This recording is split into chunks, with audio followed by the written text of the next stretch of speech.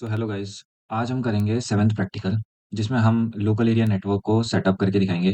ठीक है, एक वायर्ड लोकल एरिया नेटवर्क को, जिसमें हमें कुछ कंपोनेंट्स की नीड होगी। और वो कुछ नेटवर्क इस टाइप से दिख रहा है। ठीक है, इसमें एक रूटर है, स्विच है, सर्वर है, दो पीसीज हमने ले रखे हैं, एक लैपटॉप है, एक प्रिंटर है और एक आईपी फोन है। ठीक है, अब प्रैक्टिकल को स्टार्ट करते हैं। देखो यार, प्रैक्टिकल को स्टार्ट करने से पहले हमें थोड़ी-सी चीज़ जानने की बहुत ज़रूरत है।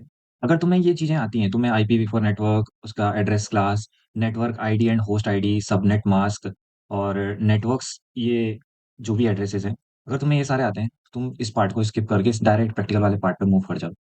पर अगर तुम्हें ये सब नहीं आता है, तो मैं बस एक छोटा-सा जिस्ट दूँगा, खैर उसी में सारा कुछ कवर हो जाएगा, तो वो देख लो, ठीक है? चलो अपने पहले टॉपिक को स्टडी करते हैं। ठीक है, तो जो सबसे पहला टॉपिक है हमारे पास वो है IPv4 नेटवर्क। अब आईपी का मतलब होता है इंटरनेट प्रोटोकॉल। अब इंटरनेट प्रोटोकॉल क्या करता है कि जैसे ये अगर मैं एक पीसी को कंसीडर करूं, ठीक है, ये अगर मुझे एक पीसी को कंसीडर करता हूं मैं, मुझे अगर इस पीसी से इस पीसी पे डाटा को ट्रांसफर करना है, ठीक है, डाटा को भेजना है, तो अब इस केस में क्या करूंगा, मुझे डाटा भेजने के लिए इस पीसी का एड्रेस लगेगा। अब इस एड्रेस को मैं क्या बोलता हूँ, आईपी एड्रेस। ठीक है, ये एक नेटवर्क है। ठीक है, ये एक नेटवर्क है जिसमें ये पीसी है। अब मुझे क्या लगेगा, डाटा भेजने के लिए आईपी एड्रेस लगेगा, तभी जाके मैं इसको पीसी वन को पीसी थ्री का डाटा सेंड कर सकता हूँ। अब ये जो वी यहाँ पे है, ये एक्चुअली में बताता है वर्जन को। जैसे अभी हम आगे IPv4 पढ़ रहे हैं यहाँ पे, तो हम बाद में IPv6 भी पढ़ेंगे। ठीक है, अब आईपी एड्रेसिंग की अगर मैं बात करूं, तो ये यूनिकली आइडेंटिफाई करता है डिवाइस को जब भी डिवाइस इंटरनेट से कनेक्ट होता है। ठीक है, अब IPv4 का एक एड्रेस फॉर्मेट है। अब इस एड्रेस फॉर्मेट को एक बार देख लेते हैं। तो अगर हम इसे ध्यान से देखें, तो इस एड्रेस में कुछ नंबर लिखे हुए हैं, जैसे 1 2 3, फिर 89, देन 46 एंड ये 72। हर एक जो नंबर है ये डॉट से सेपरेट किए हुए हैं। तो एक्चुअली में हमारे पास क्या है कि जो आईपी एड्रेस होता है वो 32 बिट का होता है। ठीक है, 32 बिट का क्यों? अब अगर मैं इस 32 बिट को फोर सेक्शंस में डिवाइड करूं, अगर मैं इसको फोर सेक्शंस में डिवाइड करूं, तो हर एक सेक्शन में कितनी बिट आएगी? 8 बिट। ठीक है, हर एक सेक्शन में कितनी बिट आएगी? जैसे इस टोटल आईपी एड्रेस को अगर मैं चार सेक्शन में डिवाइड करता हूँ, ठीक है, हर एक उसमें कितनी बिट आएगी? 8 बिट, 8 बिट, 8 बिट। तो मतलब कि क्या हुआ, जो ये 1 2 3 लिखा हुआ है ना, इसको हमने पहले तो इसकी पोजीशन देखनी है। तो जैसे अगर मैं डिफाइन करूं, ये मैं इसका एक नोटेशन लिख रहा हूँ। तो जो पहला पोर्शन होता है ना, इसको मैं बोलता हूँ फर्स्ट ऑक्टेट। ठीक है, इसको मैं क्या बोलता हूँ? First octet. और एक्चुअली में हमें ऑक्टेट पता नहीं चाहिए कि ऑक्टेट क्या क्या है इसमें। तो यानी कि इसको मैं बोलूंगा फर्स्ट ऑक्टेट। वैसे ही जो सेकंड पोर्शन है डॉट के बाद, उसे मैं बोलूंगा सेकंड ऑक्टेट। ठीक है, और जैसे और वैसे ही थर्ड पोर्शन को मैं बोलूंगा थर्ड ऑक्टेट। और इसको ऑब्वियसली मैं फोर्थ ऑक्टेट ही बोलूंगा। अब इसमें एक इम्पॉर्टेंट चीज ये है कि एक्चुअली में तो ये रिप्रेजेंटेड फॉर्म में होते हैं डेसिमल के, पर अगर मैं इनको बिट्स की फॉर्म में लिखूं तो मुझे बाइनरी कन्वर्जन करना पड़ता है। ठीक है, तो नॉर्मली तुम देखोगे कि तुम्हें डेसिमल फॉर्मेट में मिलते हैं, पर वो होते एक्चुअली किस फॉर्मेट में है? वो होते हैं बाइनरी फॉर्मेट में। अब बाइनरी फॉर्मेट में तो होते हैं, पर ये रीडेबल नहीं होते उस हिसाब से। तो इन्हें रीडेबल बनाने के लिए हम इसको डेसिमल फॉर्मेट का यूज कर रहे होते हैं। ठीक है, अब एक इम्पॉर्टेंट चीज और, अभी प्रैक्टिकल में हम एक चीज इंपॉर्टेंटली ये देख रहे थे कि हम ये भी देख रहे थे कि आईपी एड्रेस तो थे ही, उनके साथ एक टर्म और आ रही थी, सबनेट मास्क। ये भी हम इस टॉपिक को भी कवर करेंगे कि ये आईपी एड्रेस तो दिखते हैं, उसके बाद ये हम सबनेट एड्रेस क्यों डिफाइन कर रहे होते हैं। ठीक है, इसका भी हम मतलब समझते हैं। तो सबसे पहले तो आपको ये पता होना चाहिए कि डेसिमल फॉर्मेट को बाइनरी में कैसे रिप्रेजेंट करते हैं और बाइनरी को डेसिमल फॉर्मेट में कैसे रिप्रेजेंट करते हैं। ये बहुत इंपॉर्टेंट है, इसको पढ़ लेना। जैसे जीरो को रिप्रेजेंट करने के लिए हम 0 0 0 0 लिखते हैं, और वन को रिप्रेजेंट करने के लिए 0 0 0 1। तो ये सारे आपको पता होने चाहिए। ठीक है, अब जो नेक्स्ट कॉन्सेप्ट है उसकी तरफ मूव ऑन करते हैं। अभी हमने देखा कि IPv4 एड्रेस या फिर आईपी एड्रेस क्या चीज़ होती है। ठीक है, और इसे रिप्रेजेंट कैसे किया जाता है। जैसे हमने बोला कि एक्चुअली में जो हमें दिखता है वो डेसिमल फॉर्मेट में होता है, पर उसे एक्चुअली में बिट से ही डेसिमल में कन्वर्ट किया जाता है, ताकि वो हमें इजीली हम लिख सकते हैं। जैसे 192 है, ये एक डेसिमल फॉर्मेट है, बट एक्चुअली में ये लिखा कैसे क्या होगा, ये बिट्स की फॉर्म में होता है। ठीक है, हमें दिखता डेसिमल फॉर्मेट में है। अब इसमें इंपॉर्टेंट चीज़ ये है कि कभी भी तुम्हें जो आईपी एड्रेस है, अगर 0.10.2.1 दिख रहा है तो समझ जाना ये वैलिड आईपी एड्रेस नहीं है। कभी भी पहले ऑक्टेट में हमने बोला ना, 4 ऑक्टेट होते हैं, first octet, second octet, third octet and fourth octet. तो पहले उसमें कभी भी हमारे पास क्या होता है कि जो 0 आता है वो नॉट वैलिड कहा जाता है उसे, ठीक है? वो वैलिड नहीं होता। अब एक और इम्पोर्टेंट चीज़, अगर हमारे पास पहले ऑक्टेट में 127 आ जाए, तो एक्चुअली में ये क्या होता है, ये रिजर्व्ड होता है। ये रिजर्व्ड होता है क्यों? अब अगर हम एक कमांड को यूज़ करें पिंगो और ये लिखें 127 डॉट समथिंग डॉट समथिंग, तो ये वर्क करेगा हमारे पीसी पे। अब एक्चुअली में ये वर्क कैसे करेगा? ये एक्चुअली में ना इंटरनली कम्युनिकेट करता है। जो हमारा नेटवर्क इंटरफेस कार्ड होता है ना, ये उसको चेक करने के लिए काम करता है कि क्या ये नेटवर्क इंटरफेस कार्ड सही से वर्क कर रहा है कि नहीं, ठीक है? तो ये हम इसलिए यूज़ करते हैं। अब इसके बाद हमारे पास एक इम्पॉर्टेंट चीज़ आती है, क्लासेस।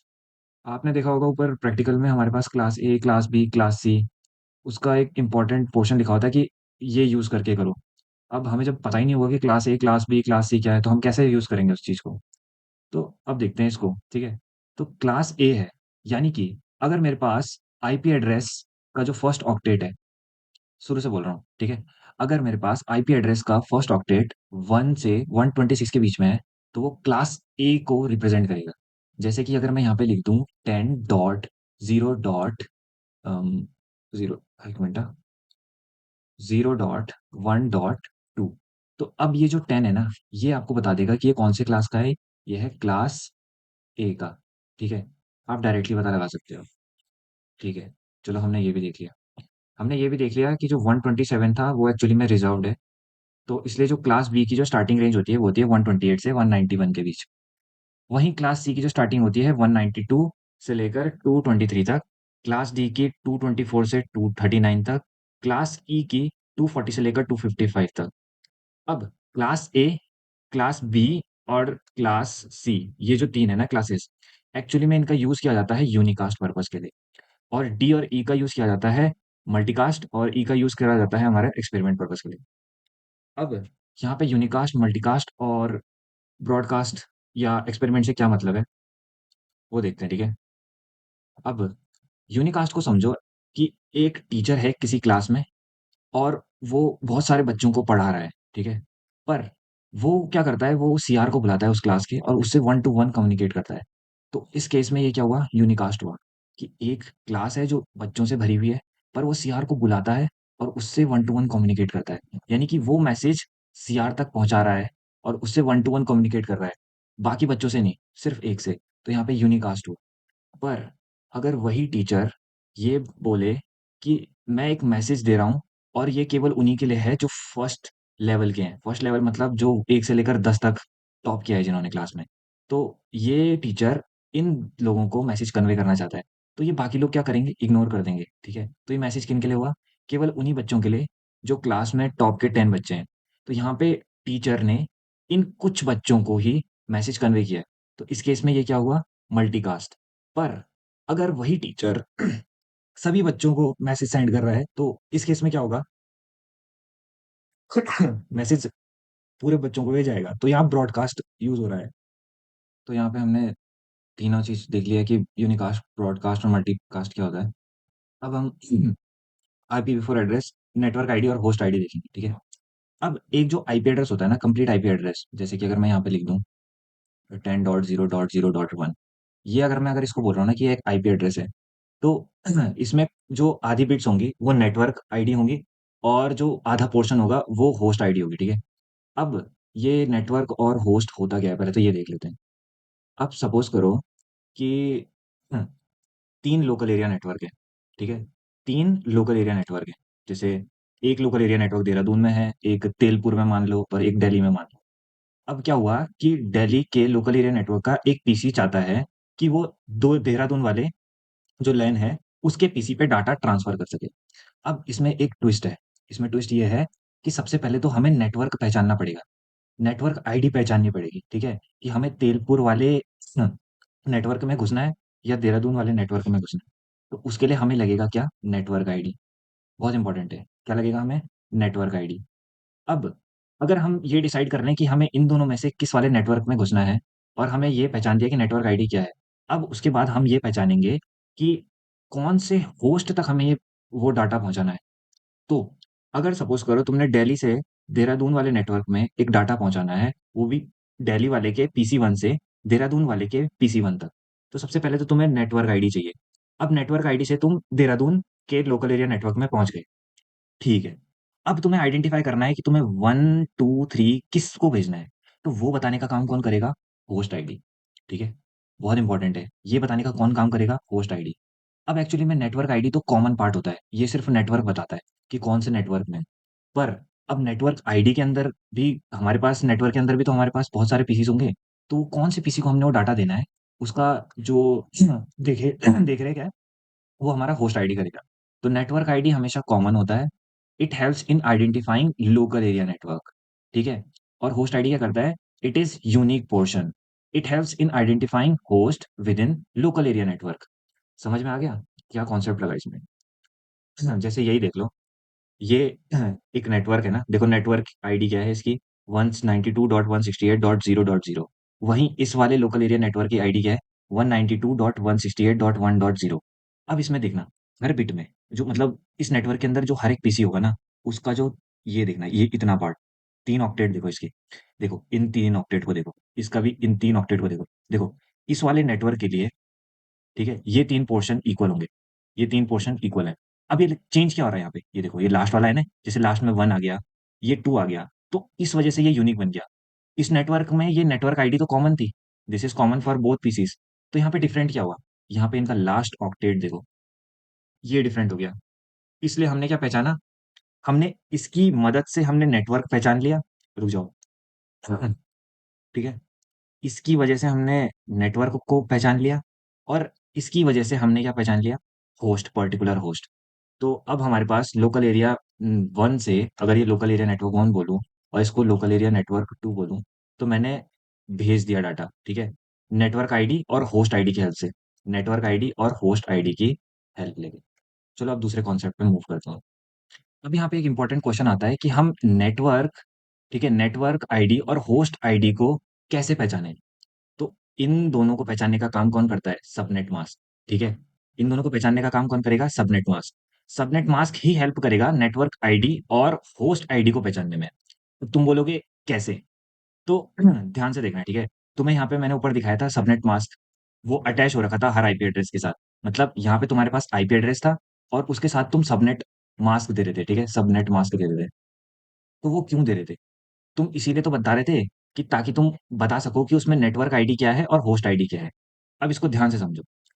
ये क्या होता है कि इसमें कॉन्टिन्यूअस वंस होते हैं। यहाँ पे मैं सबनेट मास्क की बात कर रहा हूँ, ठीक है, सबनेट मास्क की बात कर रहा हूँ। तो यहाँ पे क्या होगा? कॉन्टिन्यूअस वन की फॉर्म में होंगे, और उसके बाद ही जीरो आएंगे। इसका मतलब है कि अगर तुम्हारे नेट सबनेट मास्क है, तो उसमें कॉन्टिन्यूअस ही वन हो सकते हैं। ठीक है। बाकी जीरो आए चल जाएगा, पर एक कॉन्टिन्यूअस मेंटेन करेंगे फॉर्म। जैसे पहले अगर सारी की सारी बिट वन ही होंगी, उसके बाद सारी जीरो हो सकती हैं। ठीक है। देखो हाँ, ऐसा फॉर्मेट कतई पॉसिबल नहीं है। ठीक है, ये तो बिल्कुल नहीं पॉसिबल कि डिसकंटिन्यूअस जीरोस वन, नहीं। सबनेट मास्क प्रॉपर वंस होगा। ठीक है। फॉलोड बाय जीरो, मतलब पहले वंस आएंगे, वन आएंगे, फिर जीरो आएंगे। ठीक है। तो हाँ, तो हमने देख लिया कि जो वन वाला पार्ट है और जीरो वाला पार्ट है, उसका यूज क्या है। तो जो वन वाला पोर्शन होता है ना, जितना पार्ट वन है, सपोज करो यहाँ पे 255.0.0.0, ये मैंने क्या लिखा हुआ है, ये मान के चल रहा हूँ कि ये मेरे पास अभी सबनेट मास्क है। अब इस सबनेट मास्क को अगर मैं बिट की फॉर्म में कन्वर्ट करता हूँ, तो ये 255 को मैं कैसे रिप्रेजेंट करूंगा? 8 वन से, यानी कि 8 बारी में वन लिखूंगा, 1 2 3 4 5 6 7 8, और बाकी जीरोज है, 2 3 4 5 6 7 8। वैसी 8 बार जीरो, 8 बार जीरो। तो ध्यान से देखो हाँ, कितनी बार आया वन? 8 टाइम्स आया, और कॉन्टिन्यूअस फॉर्म में आया। ये कॉन्टिन्यूअस वन की फॉर्म में आया। ध्यान रखना इस बात को। तो इस वजह से तुमने क्या आइडेंटिफाई किया कि ये नेटवर्क कौन सा है। ठीक है, तुमने नेटवर्क पोर्शन आइडेंटिफाई कर लिया। ये कॉमन पोर्शन होता है, that is your common portion. तो अब इसकी मदद से तुम क्या करोगे? ध्यान से देखो। अब यहाँ पे मैंने क्या बोला कि जैसे ये 255 है ना,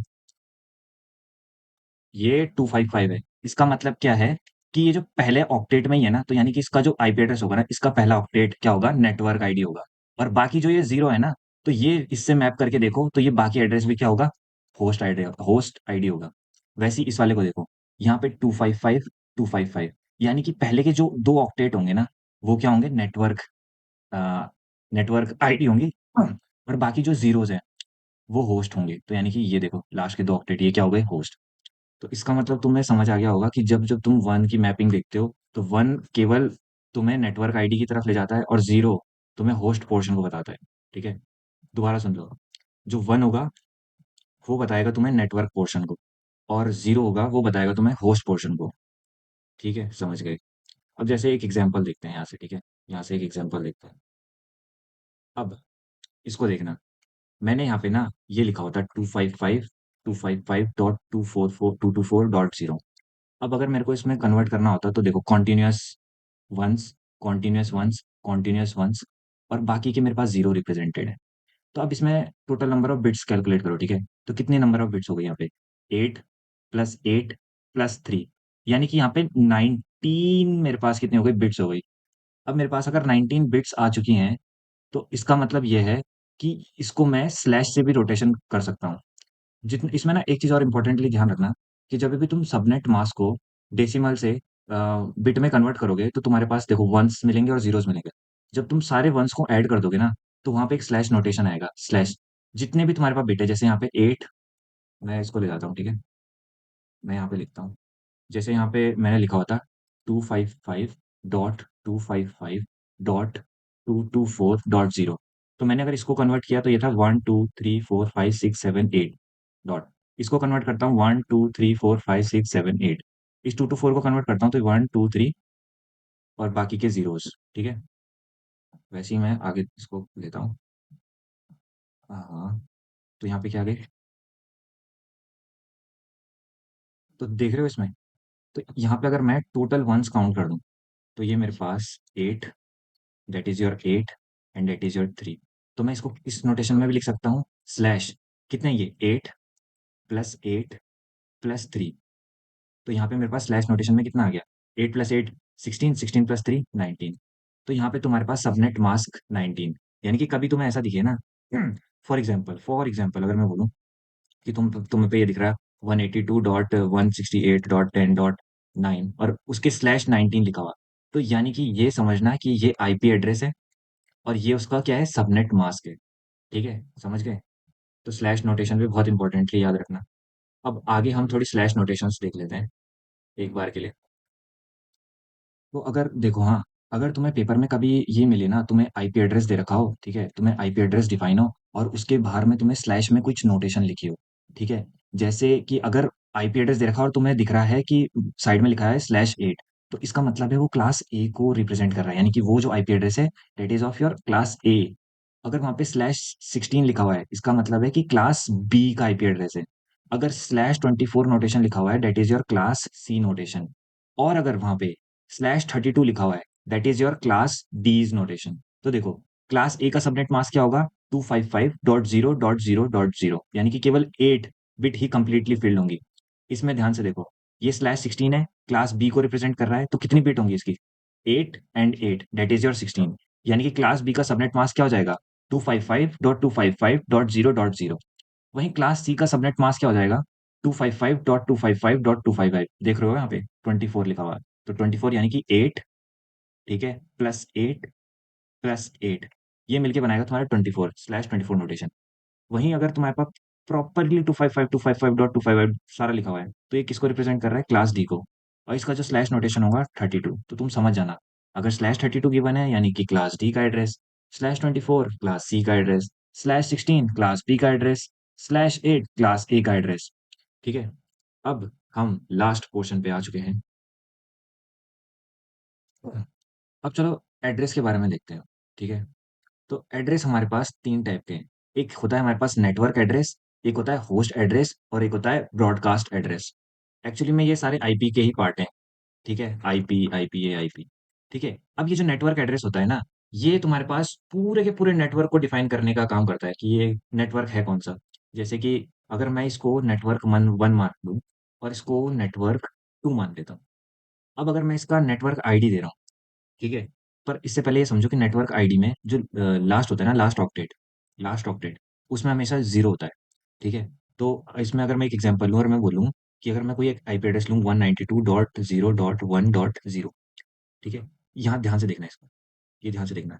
ये जो जीरो है ना, ये रिप्रेजेंट कर रहा है कि ये नेटवर्क एड्रेस है। अब अगर मैं यहाँ पे लिख दूँ 192.0.2.0, मैंने तुम्हें ऊपर बताया था ना कि नेटवर्क आईडी क्या करती है, तुम्हें होस्ट तुम्हें एक लोकल एरिया नेटवर्क को आइडेंटिफाई करने का काम करती है।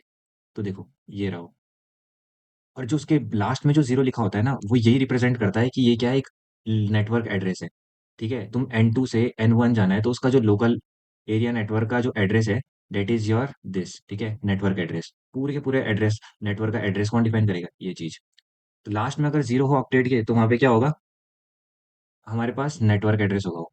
पर वहीं अगर मैं इस जीरो को हटा दूं, इस जीरो को हटा देता हूं अगर मैं, और इस जीरो की जगह मैं लिख देता हूँ 255, 255, तो अब ये ब्रॉडकास्ट एड्रेस बन चुका है। तो मैं ऊपर मैंने ब्रॉडकास्ट को कॉन्सेप्ट समझाया था, सेम वही कॉन्सेप्ट है। ठीक है, यानी कि address used to send data to all host in a network. किसी भी एक नेटवर्क में सारे के सारे होस्ट को, जैसे N1 में ना होस्ट होंगे बहुत सारे। ठीक है, यहाँ पे देखो मैं दिखाता हूँ तुम्हें। ठीक है, ये मेरे पास अगर एक नेटवर्क है और इसमें ना बहुत सारे होस्ट हैं, जैसे रुको एक नया एग्जांपल बताता हूँ साइड में। ठीक है, यहाँ पे जैसे कि मैंने ये बोल दिया, ये एक बड़ा सा नेटवर्क है।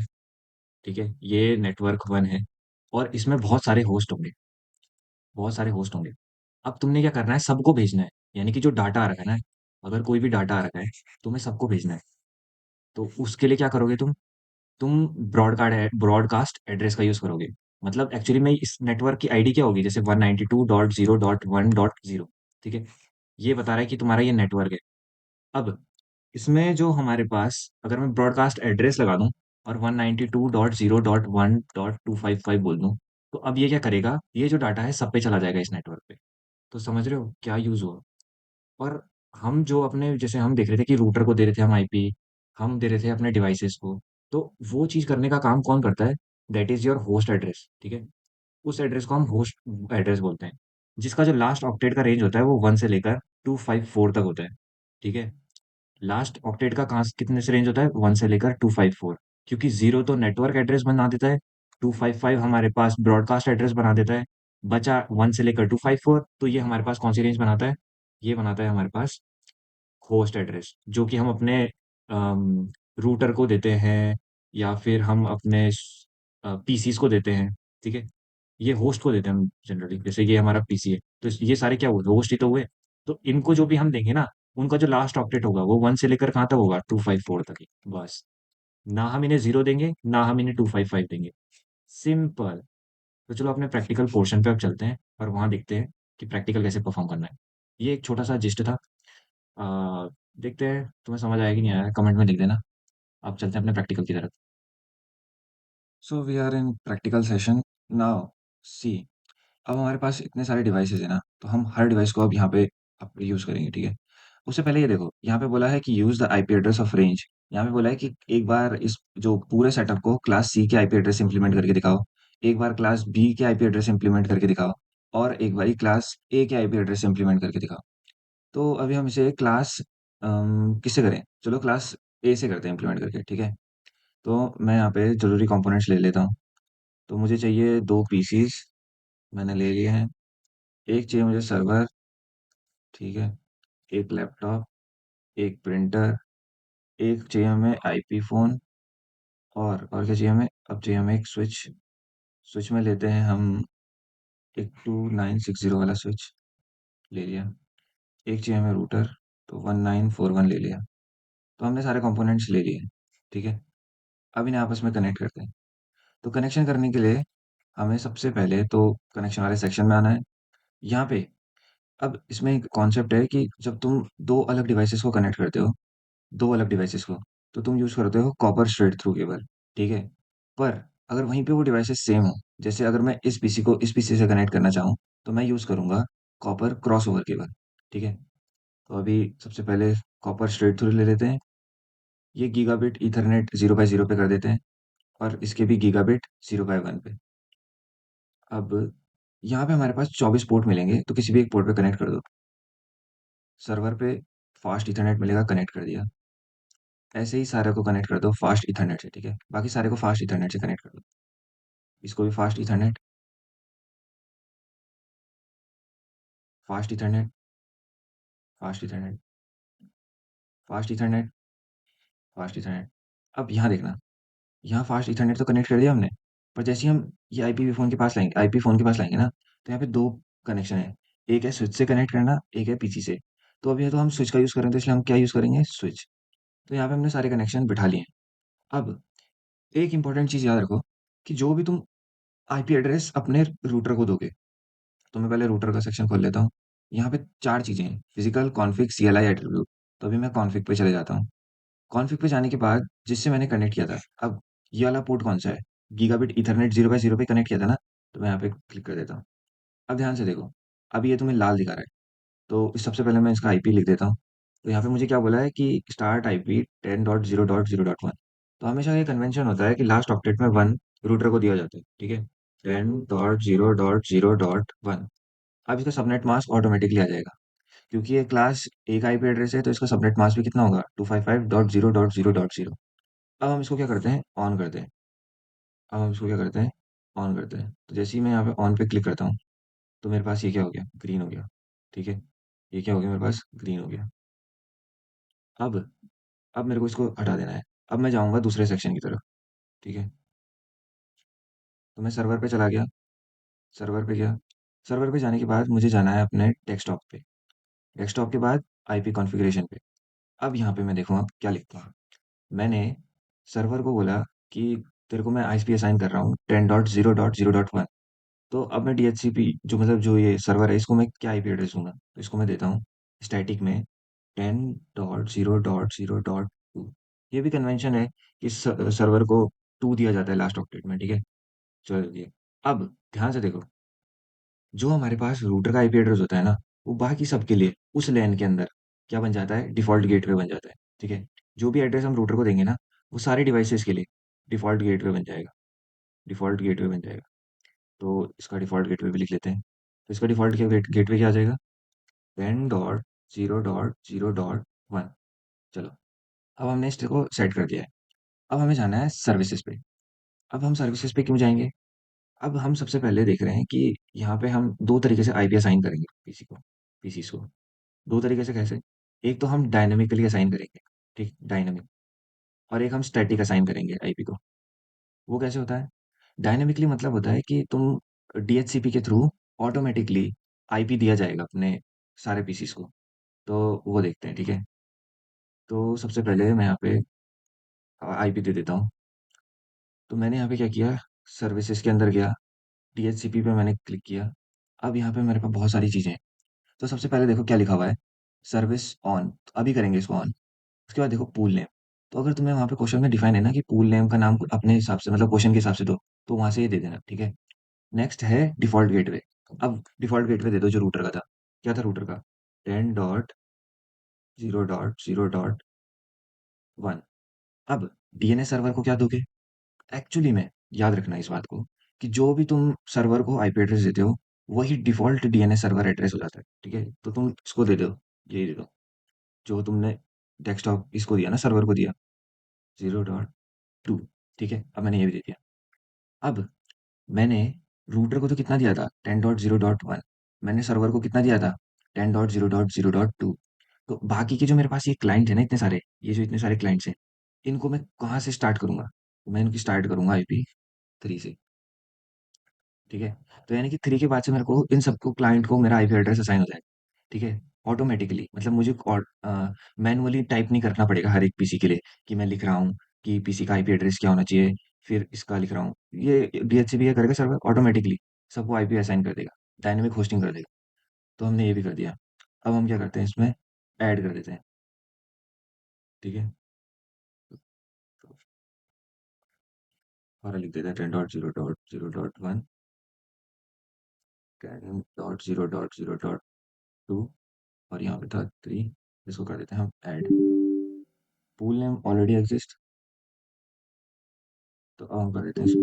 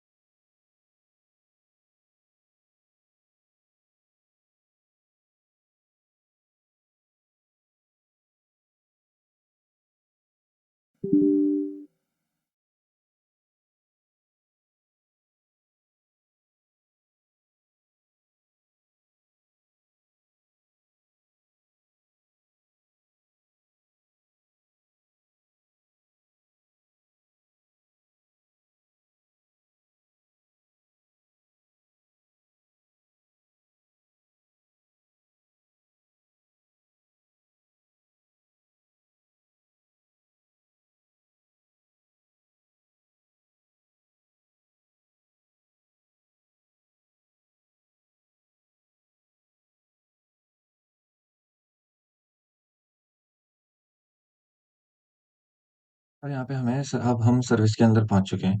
तो अभी हमारे पास सर्विस का ऑप्शन ऑन नहीं है, ऑफ है।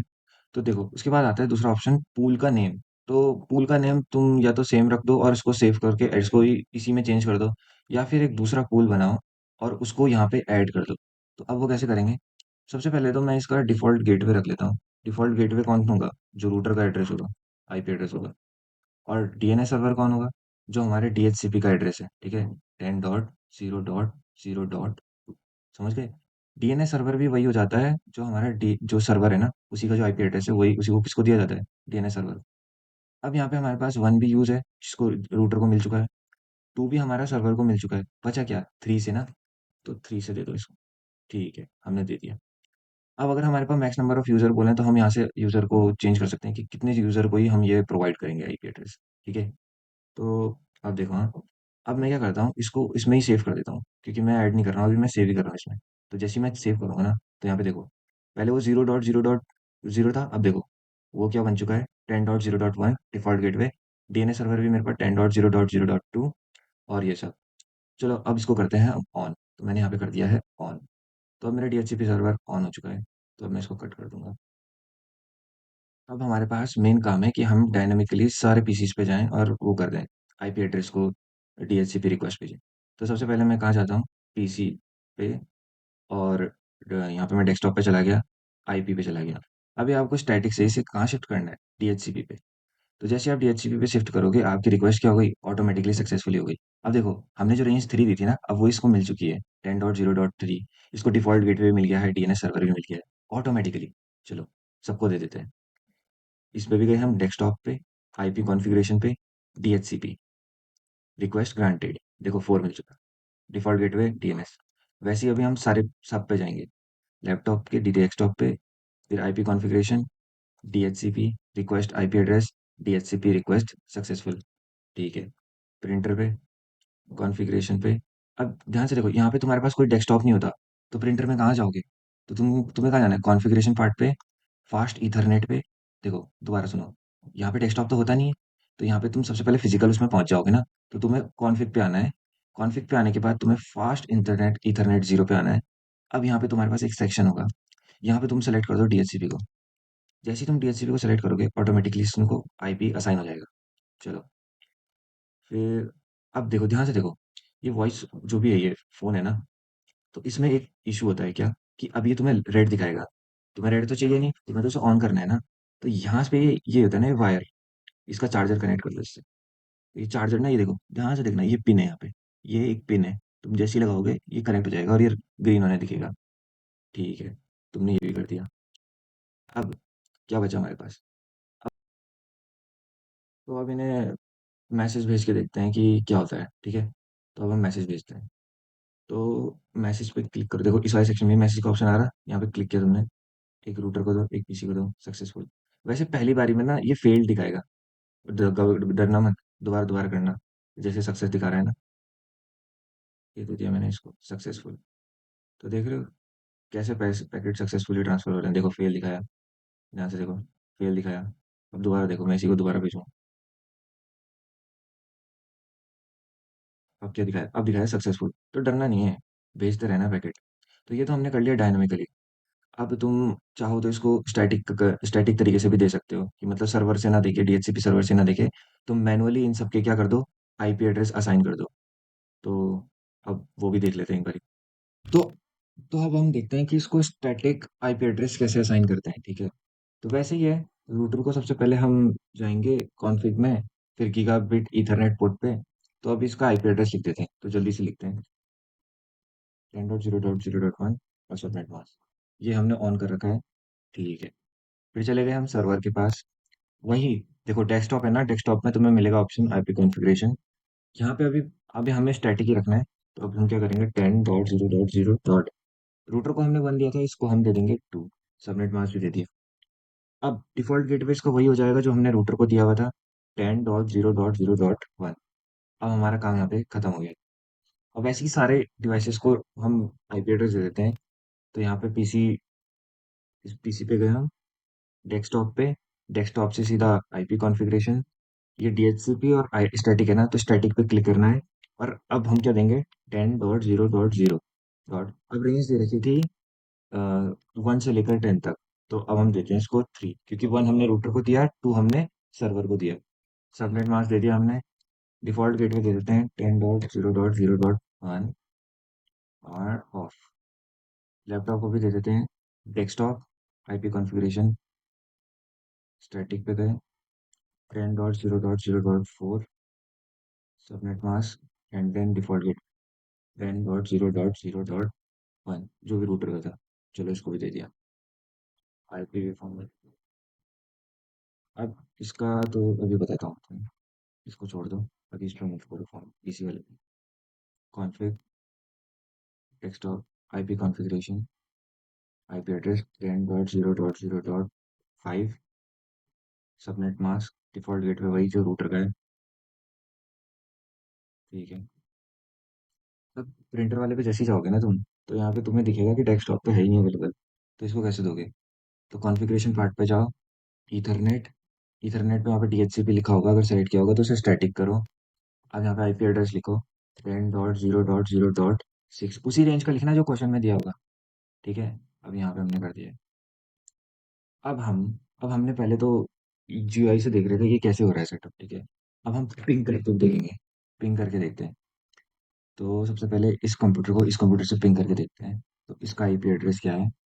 इसका आईपी एड्रेस है 10.0.0.3। ठीक है, तो अभी हम पीसी पे गए। पीसी पे जाने के बाद डेस्कटॉप सेक्शन में हमें कमांड प्रॉम्प्ट मिलेगा। कमांड प्रॉम्प्ट पे चले गए। अब यहाँ पे कमांड लिखनी है आपको, पिंग 10.0.0.3। शुरुआत में ये क्या करेगा, वैसे तो फेल हो जाता है कभी कभी शुरुआत में, पर देखो कंप्लीट पैकेट्स क्या हो रहे हैं, सेंड भी हो रहे हैं और रिसीव भी हो रहे हैं, मतलब हमारा नेटवर्क क्या है, अच्छा बन चुका है। ठीक है, अब लैपटॉप के भी कर देते हैं एक बारी। डेस्कटॉप पे गए, कमांड प्रॉम्प्ट, और यहाँ पे हम क्या लिखेंगे, पिंग 10.0.0.3। तो देखो यहाँ पे भी हमारे पास कंप्लीट पैकेट आ रहे हैं।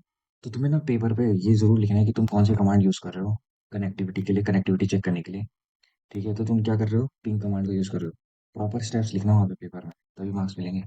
ठीक है, और इस बात का ध्यान रखना कि वहाँ पे टीचर जो बोले, अगर टीचर ने स्टैटिक आईपी के लिए बोला है ना, तो तुम मैनुअली रखोगे सबके आईपी एड्रेस। और अगर टीचर ने बोला है कि तुम डायनेमिकली असाइन कर सकते हो, तो तुम किसके थ्रू करोगे, सर्वर में डीएचसीपी सर्वर, डीएचसीपी सर्विस के थ्रू। ठीक है, ये रहा डीएचसीपी सर्विस, इसके थ्रू। समझ गए? यानी कि यहाँ पे दो चीज़ों का तो ध्यान रखना है, स्टैटिक और डायनेमिक आईपी एड्रेसिंग का। तो ये था तुम्हारा सिंपल सा प्रैक्टिकल। ठीक है, इसको ध्यान में रखना और अच्छे से करना, सारे के सारे स्टेप्स लिख के आना वहाँ पे। तुमने अगर आईपी एड्रेस गलत लिखा ना वहाँ पे, तुम्हारे सर मार्क्स काट देंगे। ठीक है, तो ध्यान देना इस बात का।